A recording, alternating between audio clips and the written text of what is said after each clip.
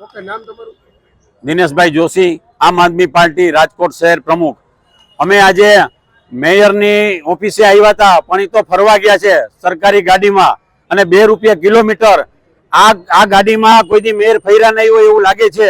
પ્રજાના પૈસે, પ્રજાના વેરાના પૈસે, ટેક્સના પૈસે આ તાગરદીના કરે છે મેયર, એ વ્યાજબી નથી। મેયરે ખરેખર રાજકોટની પ્રજાની માફી માંગવી જોઈએ અને એને ગમે ત્યાં નાવા જાય પણ એનું અગ્નિકાંડનું પાપ તો આ ભાજપ સરકારનું નથી જ ધોવાનું।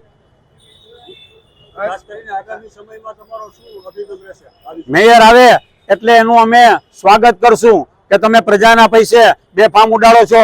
તમારા સગા સંબંધીઓને, મિત્રો સર્કલને, બેનપણીઓને લઈ અને ગાડીમાં પ્રજાના પૈસા 2 રૂપિયા કિલોમીટર જાવ છો। રાજકોટની ગરીબ જનતા છે, રાજકોટની પ્રજા છે, એને પણ સ્નાન કરવા જવું છે, એને 2 રૂપિયા કિલોમીટર ગાડી આપો ઇનોવા।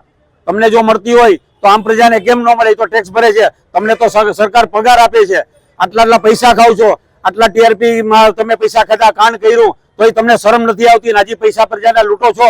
શરમ કરો, શરમ કરો, શરમ કરો। ખાસ તો મેયર દ્વારા એવું કહેવામાં આવ્યું છે કે પ્રાઇવેટ ભાડું જે થાય એ હું ચૂકવવા માટે તૈયાર છું, તો તેને લઈને શું કહેશો? પ્રાઇવેટ ભાડું ચૂકવવા પેલા કેમ નું ચૂકવું? હવે અત્યારે બધું રેલો આવ્યો એટલે રાજીનામું આપવું પડે ખરેખર તો મેયરે।